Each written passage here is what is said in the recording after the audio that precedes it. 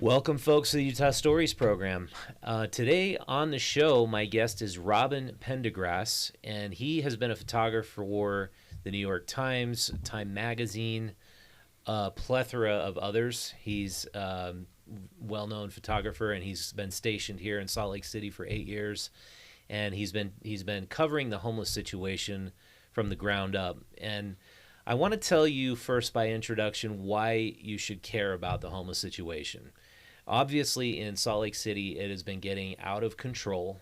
We're seeing homeless people camping on Main Street. That's where it first drew my attention. All these local business owners dealing with the problem of human defecation in front of their business when they're showing up. Homeless people camping on Main Street, camping in downtown. And the frustration level is getting to a boiling point on both sides. People are super frustrated with where the homeless people are camping and the lack of sanitation, and homeless people are getting extremely frustrated because they have nowhere to go. I mean, literally, they have nowhere to go.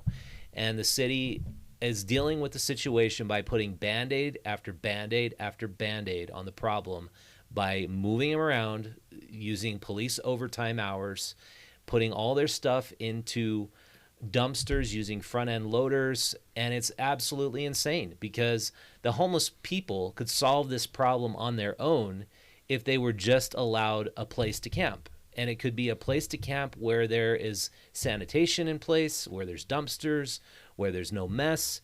And just that situation was built back in January. I covered that in another story, but it seems like the city has no will to actually solve the problem. And they could solve the problem, but I guess there's a problem with NIMBYism. Nobody wants to have a homeless camp in their backyard.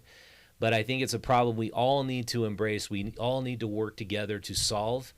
And I really appreciate having Robin on the program today because he's taking that initiative to get the faces of these homeless people out there to share their stories. And it's so nice to finally meet you, Robin. Glad to be here. We've been going back and forth through email a lot. I'm really glad that you're taking the time, the opportunity to expose this, really expose it, because my involvement with the homeless in Salt Lake really started about 4 or 5 years ago. And what happened was there was a newspaper, the New York Times, was doing a story on Operation Rio. Then it was new. Then it was an opportunity. And I got called and asked, can you give us 3 or 4 days of shooting, which I did. Maybe 500, 600, 700 images, I don't remember. But ultimately, the story ran, and what happened is I kind of got hooked on the situation. And even then, how mismanaged it was, how poorly there was a response to the homeless people, simple things that they needed, that type of thing. I mean, I'm sure you're aware of all of this. Mm-hmm. And this has been going on with me, even this weekend. I'm going to be delivering 15, 20 cases of water and things to some of the encampments because they don't have it. They don't have the simplicity of any kind of a program mm-hmm. that supports them. Well, it just seems like the biggest problem is none of our leaders are willing to go talk to the homeless people. Mm-mm. I mean, if they were, they would realize the solutions are there. These people know what the solutions are. Of course. They don't want to talk to them. Of course. I mean, when about 3-4 months ago, there was an abatement, which is a way of life in Salt Lake City, mm-hmm. involving dump trucks, back-end loaders, front loaders, whatever you want to call it, police, health department. And it's like they almost take pride in coming in and in a matter of 3 or 4 hours destroying an entire encampment where these folks might be living. Mm-hmm. I've seen them. I've taken pictures of many of them, some of which I've shared with you. I want to just bring up on the screen some of these pictures, if we can. Some of the we'll scroll through while you talk. Sure. Some of the embankments, many of the embankments I've actually been to, and taken pictures and listened to the the conflict that takes place with the homeless folks in the encampment. People are there to help out individuals. The Salt Lake City Police, Health Department, sometimes social workers from the city of Salt Lake City, I assume. But the reality is, Richard, they're worthless. They don't do anything. Mm-hmm. This is taking place. The social workers aren't. No, they're not doing anything. They're Yeah, the day of the Camp Pioneer abatement. They just walked around. Ironically, they all had bulletproof vests on, which I don't understand why. But this type of stereotype situation has been crafted again and again and again, and the result is it's a nightmare. All of a sudden, you've got, in the case of Camp Pioneer, 55, 60 homeless people. The dump trucks are full. They're gone. Their homes are gone. In some cases, medicines they might have are gone. Everything is just scraped up, and these folks are turned away with the intent of saying, well, why don't you go to a shelter which is full?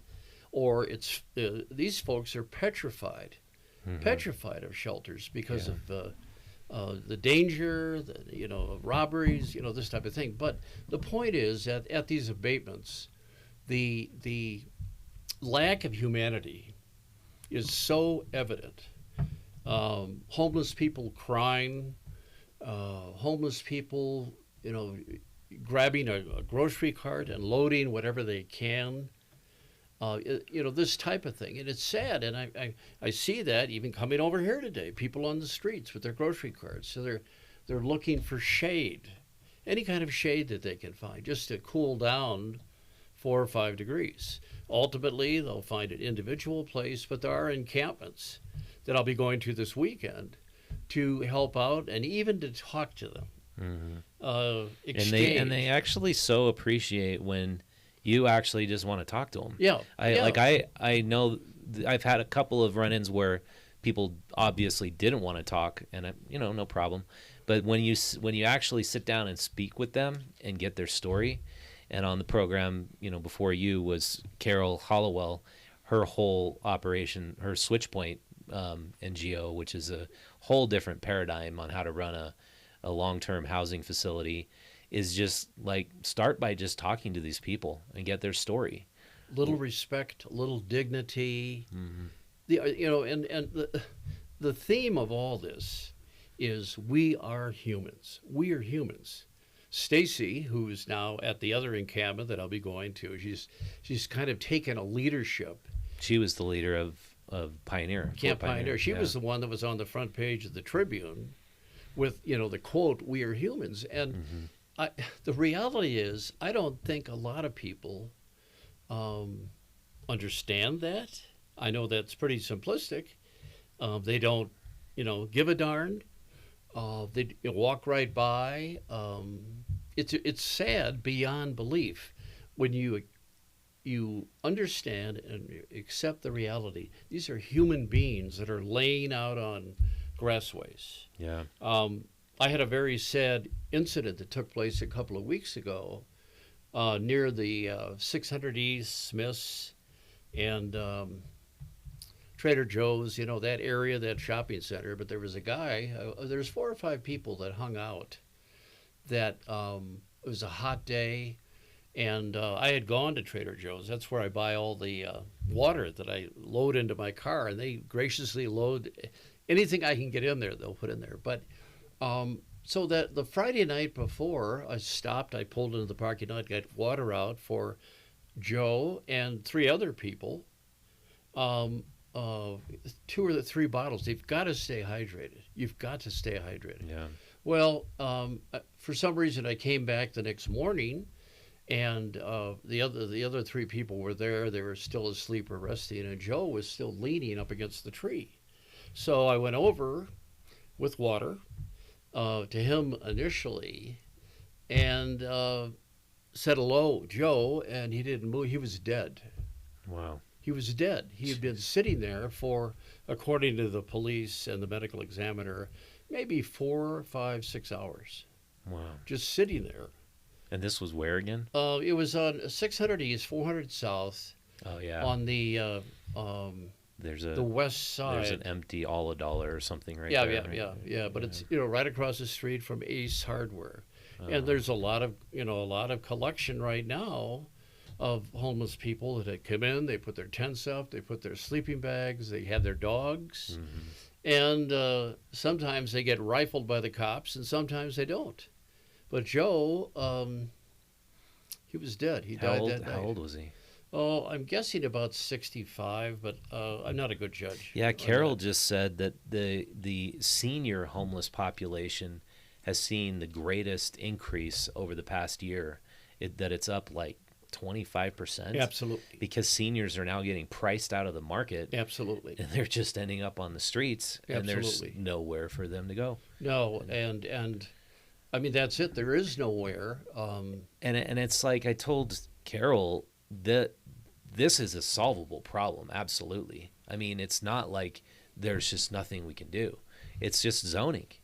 If we allow for zoning laws to change, you could put a tiny home community in Magna on 20 acres and have 500 units. Yeah, If we, she just said, if we have 1,000 units right now, all the seniors who are on the streets, all the people who are the most vulnerable would be off the streets. I agree. I agree. And the other side academy, the other side village, Yeah. that's all evolving, but slowly. I mean, I'm plugged into them too. Are they broken ground? Or is it making progress? No, or? they haven't broken ground yet. They're dealing apparently. I'll actually see them tomorrow, but they're dealing with zoning issues and NIMBY, and I don't know totally everything that's going on, so I don't want to speak out of turn.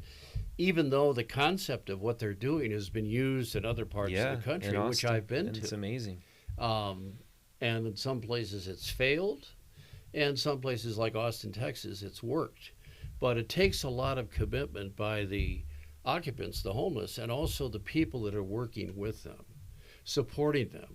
Hmm. Now, here, it's a misconception that you can just take people off the street, put them in a shelter, wash your hands and move on. It doesn't happen like that. Hmm. There's medical issues, there's mental issues that all have to have an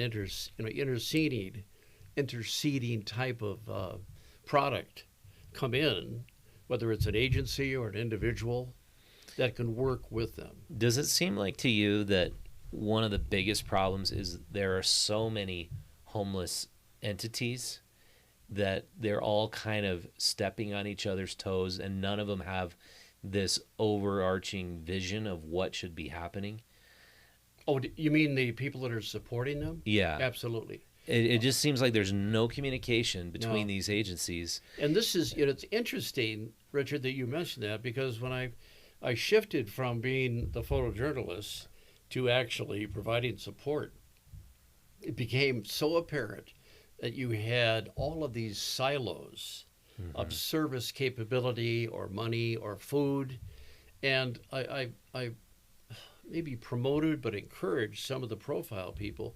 Let's get everybody together, Yeah. collaborate. There's an outfit called Nomad Alliance. Have you heard about them? It's a Yeah. independent Yeah. group. Scott Howe talked about them. They've done a beautiful job. They have their 47th supply drop coming up July 10th, which I'll be there if I'm in town, but I'll be there. And they come in with not just food and whatever, but medical supplies, hygiene elements for the women, this type of thing. Now, Nomad has been right there for 2.5 years, whether it's up at the mountain or downtown. But there's all these other organizations. Now, I would have thought that the homeless czars that were appointed by the governor and the local fellow, I don't know who he is, but Niederhauser. Mendenhall, who was that? Wayne Niederhauser's Yeah, a new czar. Niederhauser's at Yeah. the state, and I don't know who's locally, but they would have taken the initiative, Yeah. to let's get people together, coordinate. I don't know. I don't know really anything about Nomad, but Scott Howell was on the program, and he said that they're telling homeless people, continue to camp. You have the right to be here, and he believes they're kind of exacerbating the problem because their effort is not Oh, to you get, mean these organizations? well, Nomad in Yeah, particular. Their effort is not to get them out of, like, they're camping on the Jordan River. There are about 20 of them there yeah. last time I checked, and they're defecating on the riverbank. They're not coming up. They're not proposing sanitary solutions. But then, what other solution could there be Of in the course. short term? They're human other than beings. camping. Well, when I went this current encampment, which is west of downtown, it's got about 60 people, tents, RVs, this type of thing, and I've been there a few times and will be. Where's this one at? It's about 200 west, no, 700 west to 200 south, beyond the UTA, but it's on Union Pacific Railroad property. Oh, really? And it's not the city's property. And for whatever reason, they've got other things to deal with other than the Union Pacific Railroad. You know, they run a big business, I'm told. But the reality is they've been there, and I've been there many times, and I said to some other people that I've been dealing with some money, we need to get some dumpsters in here and porta potties. Mm-hmm. Well, I went out, priced them, and I was going to pay for it myself. You know, let's get them in there. But the road that comes up to there where encampment is city road. It's a city road, so you have zoning issues to prevent. Meanwhile, there's independent groups that come in and pick up trash, but you know, remember, these are people that are living there, and all the issues that you've already brought up become an issue every day with them. Yeah. You know, what do you do? Where do you go to the bathroom? Simply, Mm-hmm. where they've been good about Where do you bagging. get heat? I see Or a lot eat. of them gathering firewood, you know, in the winter just to stay warm. Well, I had Yes. at Camp Pioneer a day before the abatement that took place. I'm sorry I don't remember the date, but a day before, I had set up with a contact a huge inventory of wood on a trailer to be taken and dumped there so they would have wood to keep themselves warm. Well, that was canceled. Why? Because the tractors and dump trucks and the cops and everybody showed up to eliminate Camp Pioneer. Yeah. It's gone in a matter of a day. That happened not so much on the sly. I was Oh, it covering did. it, and I was interviewing people, and I went on vacation to Moab. I think it was the end of January. Yeah, I believe And you're and right. while I'm there, I just see the pictures on the newscast that's being abated, and I think the homeless people weren't aware of that until 24 hours before it happened. No, and it was interesting. There was a quick response of whatever you want to call them, volunteers, whatever, where they actually showed up, a lot of the people, and lined up their cars back to back to back to back, so they wouldn't have, the people that were coming to take away their tents and living couldn't get access to it. Oh, really? Well, immediately the cops called tow trucks. Then this is when the confrontations started to take place. In the interim there, and a picture that I took was actually sent and distributed around the country, embarrassingly, about a tractor that was coming down the road, and some people, a couple of homeless and a couple of advocates, I saw stood in front of the tractor, and I said, well, we have Tenement Square relived right here in Salt Lake City. Yeah. And that's a symbol, Richard. I mean, really emblematic of how awful it is here. Yeah. And that is exactly what it is. It's like we're trying to live, we're trying to be peaceful, we're trying to make our lives in a very difficult situation, in a transitionary period, and you're coming in with a front end loader to bust everything up. Exactly. And you scrape it up, scrape it along, and they did the same thing on a grander scale at the mountain, which is along 89. Yeah. It's not behind the Capitol, but there's a North mountain. Salt Lake, right? Correct, and they've gone in there twice now. Once was the first time about a year ago, and they had never ever taken the time to go after the mountain, which had folks and tents and everything going right up the mountain. But then I believe it was mid-February, they came back again with 3 loaders, tractors, a whole lineup of city dump trucks, police everywhere. It's got And to be so expensive and to do that. of course it is. It's hundreds of thousands of dollars that's being wasted. I believe somebody did a study, or there was some figures that came out about what it cost last year of 2021. They had 591 abatements. 591 abatements, big and small. But in the case of the mountain, it was huge. They were going all the way up the mountainside, and I spent an entire day there. It took 2 days.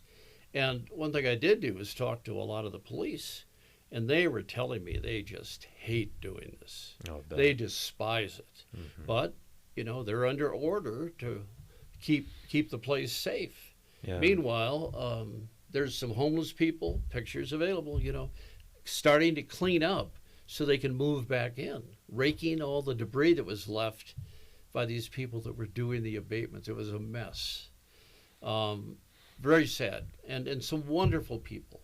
So if you were talking to Mayor Mendenhall right now, maybe she'll watch this, what would be the one thing you would suggest to her to do so that we're not just constantly doing these abatements, so that there could be some kind of something other than a Band-Aid solution? Well, a Band-Aid is the correct metaphor. But the first thing I would tell her is, say, Aaron, Mayor, whatever, stop. Just stop this inhumane activity. And here's what we can do as a short-term or maybe even a medium-term fix, where there's encampments that I've got images coming from around the country where cities have done that, set up with tents, dumpsters, washrooms, water sources, because short-term, it just isn't a quick fix. Yeah. And then you've got to deal with the mental and all the other issues, but you can't do this with dump trucks and tractors. Yeah. That's, Aaron, what do you think? Could we do something? I've followed other cities' solutions. In Denver, they have a sanctioned campground. Mm-hmm. That's not cheap. I mean, they provide the tents, they provide the sanitation services, the porta potties, and all that. Of course. And Jean Hill, she's from Catholic Diocese Salt Lake. She said that's almost as expensive as the shelter, but obviously the shelter is not working, and people are not in the shelters. So why not do a camp? Well, if you've been to Seattle, Yeah. a similar situation there where they have small houses, they have encampments of small houses, and also around Green Lake in Seattle, which is very active jogging, bicycling, whatever. There's homeless folks there that have been occupied and living there for years. Mm-hmm. For years, they just live there. In Oakland, California, there's this really striking image of people who've built these camps, a lot of them out of shipping pallets. And it looks like, a third world country, but these people have taken ownership over the area. There was like a grandfather of the camp who's like, I'm trying to get these kids off drugs, and I'm trying to get them back, into a better situation. And it's like, that is so much better than just shuffling these people around where they're going to have zero hope. And the key word, what you said, is shuffling. Mm-hmm. They take them off 700 South and they move east or west. I was in Uganda 2 years ago shooting for a magazine, and there was some very distinct parallels to what I saw there in a third world country and what we see here in Salt Lake City. I've seen it in Chicago, Seattle, Portland, all the places that I'm sure you're aware of. Yeah. And it's a little bit of a different perspective, but here there's the capability to remember and respect the fact that these people are human beings. They don't deserve, no matter what their circumstances, to be treated like this. Aaron, are you listening? Are you listening? The police don't like this type of adventure. They've got other things to do, as we know. But and the money is there. Here, I see this money thrown around all the time from the state, and I've plugged into some representatives in the House that are aware of this, but it's kind of a bureaucratic stall.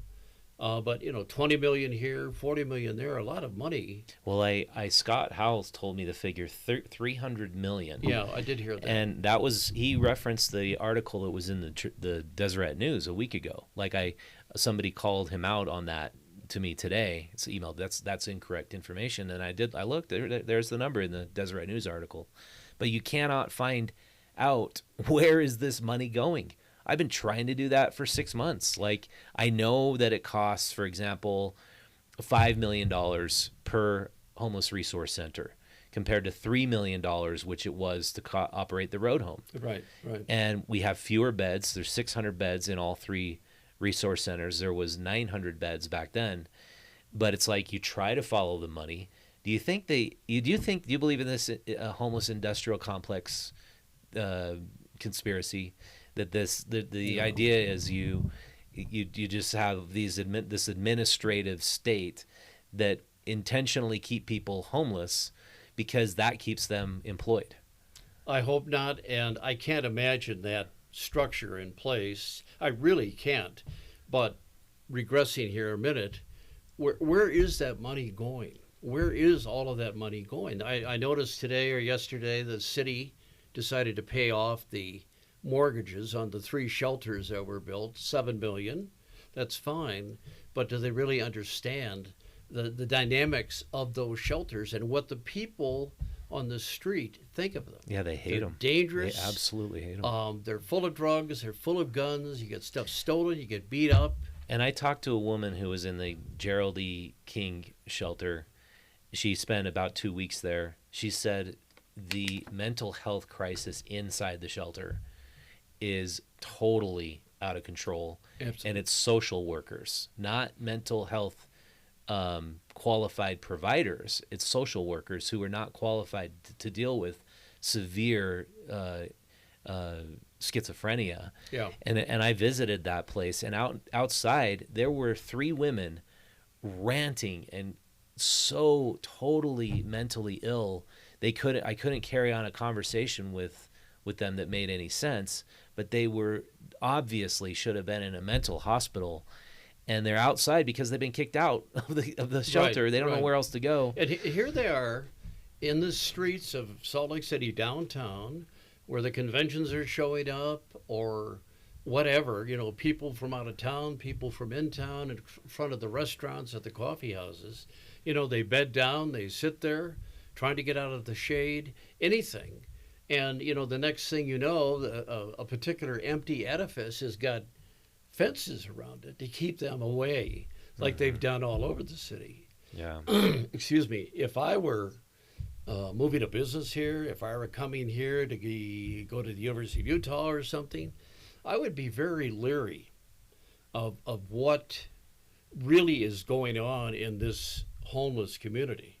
It has impact everywhere. Visually, I think when the National Republican Convention took place here a few months ago, the cops scattered to get people out of visual alignment with people that would be staying at the hotels and going to the meetings in the Republican Party. Yeah. I mean, I saw that. I've got Really? pics of it. And this is just inhumane treatment, and I've referred to it again and again and again as a humanitarian crisis. Yeah. That And requires, I think the basis of the problem is we're so focused on the image of Salt Lake that we can't put a very humane camp out someplace. Even like the one that was Camp Pioneer, that was perfectly fine. It's just like our political leaders are more concerned about property values being maintained than they are concerned about the people who cannot afford housing. well, anymore. and I think it's interesting, going back what I referenced a few minutes ago about the current one of the many encampments, but the current one that I'm going to with water. It's on Union Pacific Railroad private land, and as far as I know, as of this morning, they've stayed away from it. They meaning the abatement brigade, as I call them. Police come in there. It's Salt Lake City Street. They're looking There's other issues in the camp that have to be addressed. I understand there were some confrontations the other day when I was out of town. And this is all part and parcel to the dynamics of this problem. Is it resolvable? Anything's resolvable if you make up your mind, but at least you can put a huge dent in how these people are treated, how they're respected, how they're cared for. They don't deserve what they're getting right now, and I'm afraid that you hear about L.A. and how they've taken over downtown L.A. You go to Seattle, the downtown area is totally obsolete to traffic because of the homeless. It's hard to imagine a Chihuly the glass artist museum surrounded by homeless on the street. And that's exactly what's happened. Yeah, it's crazy. And here, take a look at whatever you want, up and down 700 South, downtown, right across from Ace Hardware on 600 East. Poor Joe was just there, and ultimately he expired there. Yeah, and I hear from the homeless people, I couldn't get it confirmed or denied by the police department, but I heard 40 people died on the Jordan River. And these people are dying of cold. They're dying from being beaten, stabbed, murdered. Exactly. And it's not getting reported. I'm trying to get a bit of a tab on the situation. I call the downtown police department. They don't want to confirm or deny. What kind of a PR arm is that? Well, and I'm surprised the Freedom of Information Act. Yeah, I'll have to use that. I'm sure it could access that kind of information. I'm positive it could. But, just like it was the health department that kept track of the number of abatements in 2021, 591, 2022, who knows what's going on. Yeah, I've got to get a hold of that and do a grandma request because I'm sure they have it. They just don't want it. And on occasion I've sent information like to Chief Brown, and I've never heard anything, but I do it just to keep him plugged in to what's really going on out there. I don't know how they go about, you've got cops coming in on overtime, making minimum 3 hours or whatever it is. And these folks, particularly some of the newer ones that I've met, they're wonderful, dedicated police officers, men and women. They don't want a thing to do with this. They hate it. They just hate it. I've been told that. I would never identify them, but I know them by name now. Yeah. And I feel badly. I really feel badly, like I do for the homeless.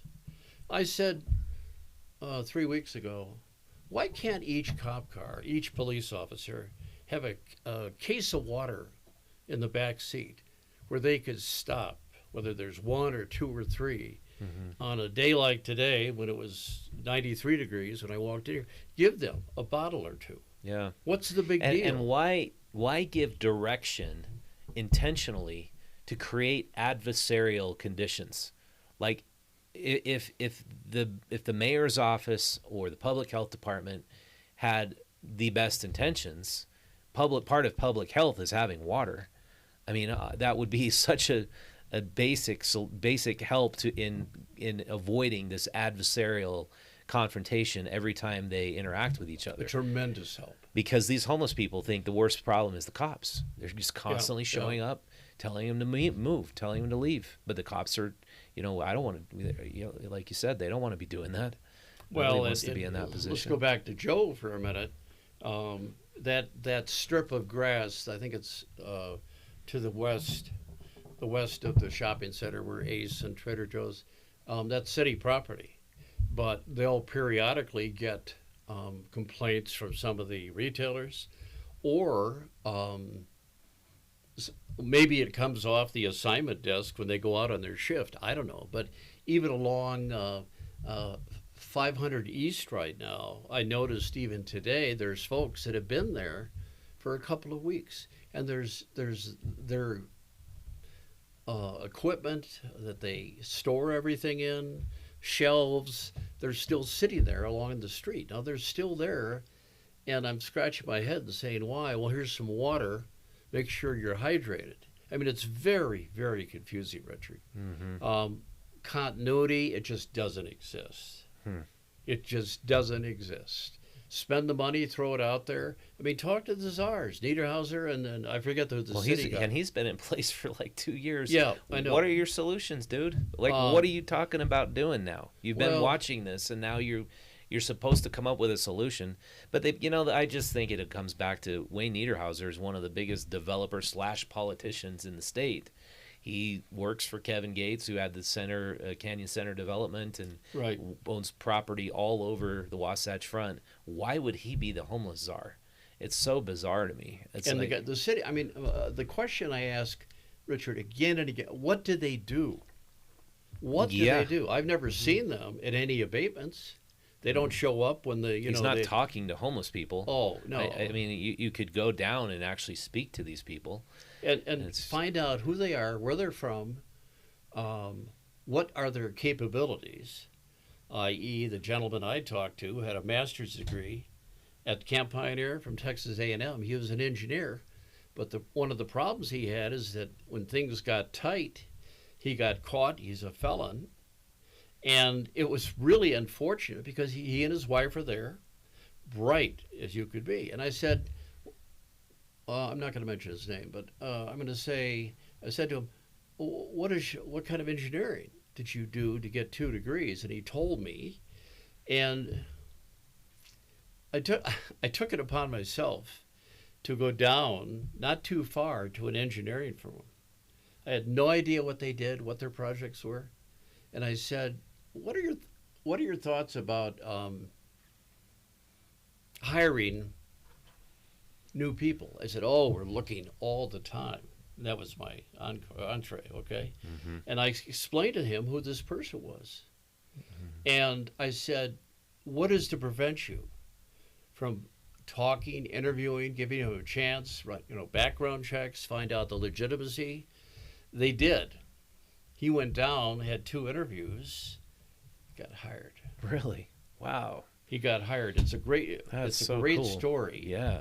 But that was strictly the initiative of talking, respecting, thinking a little bit, and then moving on. There's a guy I know pretty well right now. I've been communicating with him because he got kicked out of Grace Mary Manor.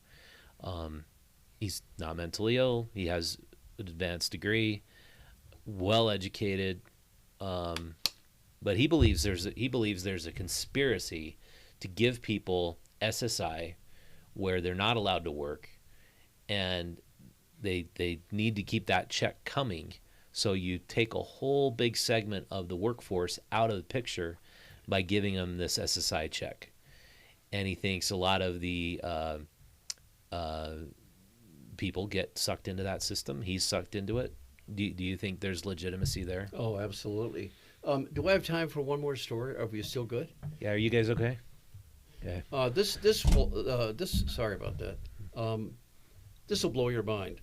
It's not really a long story, but there was an individual who was pretty well known that used to show up down by the convention center. And he was clean, no drugs, no booze, no whatever. A great guy. And apparently during the process, he somehow acquired an apartment down in South Salt Lake. Great, but he was there and he knew me by name, and I would turn the corner and park and go inside to that restaurant, get him a hamburger if he wanted one, and we just sit and talk. Well, I got to know him so well that after a period of time, somehow we got on the subject of money. And I said, so do you get paid? Or you're a veteran, right? He said, oh yeah, I got a couple of checks. And I have a P.O. box over at the post office. It's no longer there. But I said, what do you do with it? So what does he do? He reaches down into his knapsack, pulls out a wad of envelopes. A wad of envelopes. And I said, blank, what's that? He said, well, these are all the checks that I've received over the last couple of years. And I said, really? I said, is it smart to not have them in a bank? And, I don't trust them. I don't trust them. Well, a long story short, we had developed such a good relationship. He let me go with him down to a bank, unnamed for now, but down to a bank. We walked in. He brought his little puppy with him. He was very apparent. I mean, he was clean and clothed well. And I asked to talk to an officer of the bank, in which they were very obliging, very nice. I explained to him what I just told you folks. And it turned out that what they did is they took all the envelopes, pulled out all the checks, collaborated them by date, and they ended up, first of all, running a tape on them of how much was actually there. And it turned out that some of them were, I think the term is outdated. Mm-hmm. They couldn't be cashed, but the bank took it upon themselves to take care of, making sure he knew. And I was communicating with him at the same time. I said, this is what did you get it? Because he really trusted me. Mm-hmm. I didn't become part of his account, but we ended up depositing probably about $70,000 in checks. Holy cow. And he had a number, 8 or 9, that were outdated or whatever that term is. And they set up an account. And I said to him, we could, sorry about that, we could talk annuities. And he didn't really understand what I was, I was trying to do the best I could as his financial, not advisor, but support. Was he pretty mentally ill? No, not a bit. He just didn't Sharp trust banks. As a tack. He just why wasn't he cashing the checks like a check cashing center? I asked him that as the bank officer. And it boiled down to he just didn't trust the bank. Not even a check cashing center. No, and now I suggested, we could set up a direct deposit. Yeah. And he didn't want to do that. He'd rather bring it over himself. But he gets, he has access. So is he ready to get off the streets? Well, he is. He was given access to an apartment. Great. Somewhere down south through one of the organizations. So right now this is taken care of beautifully. Yeah. They're no longer sitting in his knapsack. And it's quite a bit of money. Yeah. Well, so he was living homelessly, needlessly. He was living homelessly for a long time. He could have. He was getting enough per month to be in housing. Theoretically, I don't think he knew exactly how much was on the checks. He knew it was retirement funds or VA, military. It just seems bizarre. I don't have. And other than that, he was perfectly lucid, normal. Yeah, and he always remembered my name. And when some of these certain conventions came to town, some of those people knew him. Wow. From year to year, because he'd be right there, and he'd have a little bucket that would say he was getting money to help the homeless and feed his little dog. Oh, okay. So, he was there. He was there. Yeah. Sometimes lousy weather. But anyhow, it turned out to be a miracle. Yeah. And I don't see him too much anymore because he's situated. That's just what Carol said. You get involved with one person, take on one person and their case. Yeah. You're doing what these caseworkers are getting paid are not doing. Exactly. Like taking a personal interest, like what is really going on in your life. My degree is in journalism. It's not social work. Yeah. But I also consider myself to be a sensitive human being. And when I saw that headline, "We Are Humans," I mean, that just documented for me not only my position, but the absence of so many people. Yeah. Of so many people. Well, you've taken what I do to 100th degree because I don't get that involved, and I have to say I'm a little bit hesitant. I have contact with 2 people individually, but you haven't ever regretted it, right? No, I never. I've walked into the camps. I've walked up the hill at the mountain, talked to people. They knew me. Showed up with Nomad Alliance many times to get photos. Mm-hmm. Got to meet these people. Photographs, they're very reluctant oftentimes. Yeah, but getting access. They have to no take problem these with photos.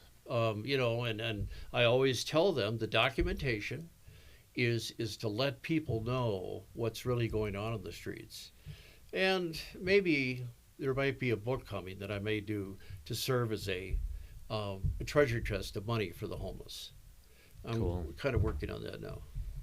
Well, great. How can people follow you? Well, the best thing, I do some posting on Facebook and Instagram. It's not all homeless related, but it's enough that when I post on Facebook, my friends all over the world, particularly back in Chicago, parts of the UK, things like that, they go ballistic. I've got one lady in Crystal Lake, Illinois, where I used to live. She sends me money for Bobby the artist. Bobby the artist. He's a fellow that hangs out quite frequently down at the Coffee Garden, 9th and 9th. And I've been able to get him shoes, socks, paper, because he does all of his drawing with ballpoint pens and pencils. I have seen that guy. Yeah. Yeah, and he's a distinguished looking gentleman with the beard and the hair and everything. But I developed a relationship with him.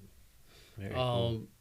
He's not really outspoken, not talkative, but he will with me.